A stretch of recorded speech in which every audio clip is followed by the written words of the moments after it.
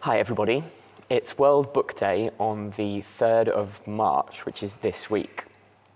And first of all, I'd just like to say how proud I am of all of you, whether it's those of you who are in the Thinking Reading programme, levelling up your reading ability with a really steep curve. Your reading ability is getting better very, very quickly, and that's great, that's incredible.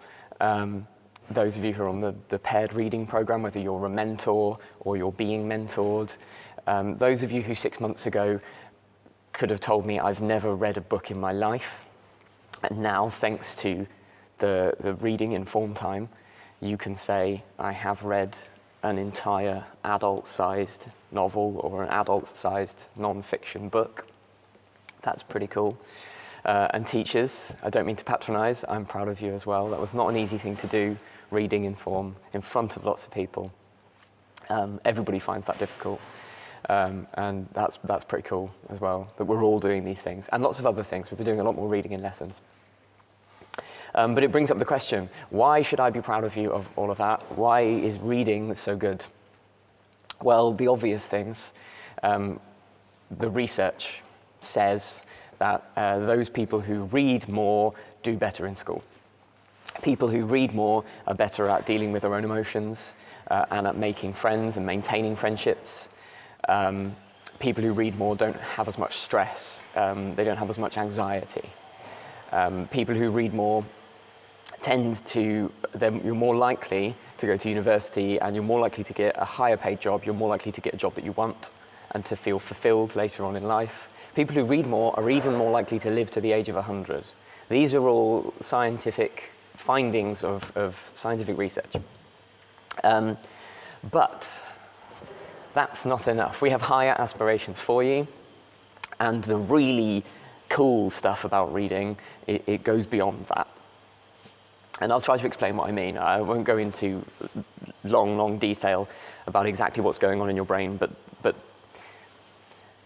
I suppose the best way to talk about it is that there will be some of you watching this, some of you who find reading difficult, or some of you who don't read a lot, who hardly read at all, and you might think that books are quite boring, or at least more boring than TV shows, films, computer games, talking to real human beings in real time out in the world. And I can totally understand that. It makes sense. Because the really, really good stuff about reading requires a lot of effort, requires a lot of work, requires a lot of stuff to happen in here. You might have heard people talk when they're reading a book that they feel like they're in the world of the story, or that the characters are jumping out of the page. What they're talking about there is that reading happens in here. There's a lot of cognitive, procedural stuff that's going on in your brain, that you're creating original new thoughts in your own mind when you're reading the words on the page. And that's where the juicy stuff is. That's where the cool stuff is.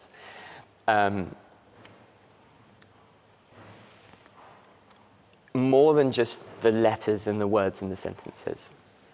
When you read words on a page, first of all, you look at the shapes of the letters, you know what the sounds they are, and then you put them together and you create a word. And that word has a meaning. When you read a few words next to each other, you create a sentence, and that has a sort of higher level of meaning.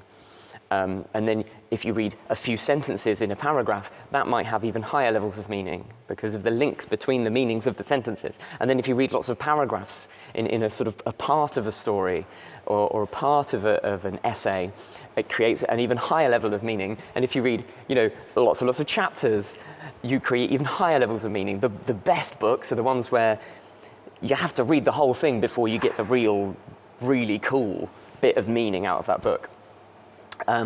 And some really, really genius writers are able to construct things in books that have an even higher level of meaning, a recursive level of meaning, which it would take me hours to explain what that means. But if you want to know what that means, come and talk to me about it. It just sort of means that it can become greater than the sum of its parts in a really huge way. Now, that requires a lot of work, it requires a lot of effort, but it's worth it. because there are some of these things that I'm talking about, films can't really do that, or it's really hard to do that with a film, it's really hard to do that with a video game. I can't explain it to you now. The only way to access those things is to read books. And the kind of things I'm talking about are some of the most profound ideas that humankind have ever come up with. Some of the most realistic descriptions of our life, of our experience, of what it means to be a human being on the planet Earth. And what I'm saying is, if you read more, if you become a confident reader, you have access to all of these books. And some of these books, when you read them, you will understand yourself in a way that you just didn't understand before. You will understand the people around you in ways that you can't understand if you don't read those books. You will understand things going on in the universe that you can't necessarily understand if you aren't going through that experience and putting that work in and finding that higher level of meaning from reading, through reading. Just an example of that, Andrei Kurkov has just released a book, and he is a writer from Ukraine. And it's set in the Donbass, in the eastern area of Ukraine that borders on Russia. That's in the news a lot at the moment because Russia have invaded. It's a story that's set there, written by somebody who lives there, translated from Ukrainian language. By going through that with that person, by reading that perspective, and doing what I've just said, going through letters into words, words into sentences, sentences into paragraphs, paragraphs into chapters, chapters into a thing, an entity that is this book, you're going to understand a little bit more about what's going on there. And we could talk the same about books about racism, for instance, or books written from the perspective of somebody who suffered from racism, or feminist books written from a perspective of someone who's experienced sexism.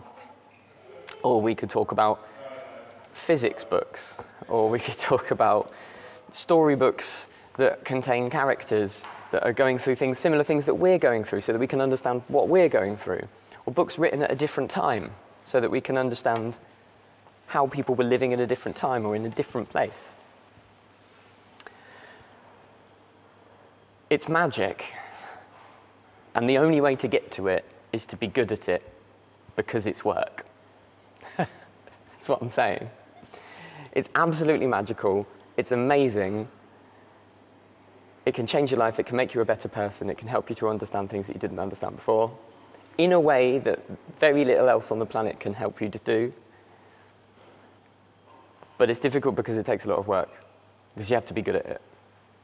And that is why I'm talking to you now. That's why I'm incredibly proud of you for being on board and for doing the things that you've been doing recently, more often than we have in previous years. And that is why we have World Book Day. And that is why I think you should come to the LRC and you should come and talk to me, and you should borrow some of these books. We've got about 7,000 of them here. 7,000 individual opportunities for you to expand your borders and to understand yourself a little bit better and to understand the people around you a little bit better. And also, your teachers might be dressed up as wizards this week. I think that's everything. I'm in a bit of a rush, so I've had to do this in one take. But thanks for listening, and have a great World Book Day.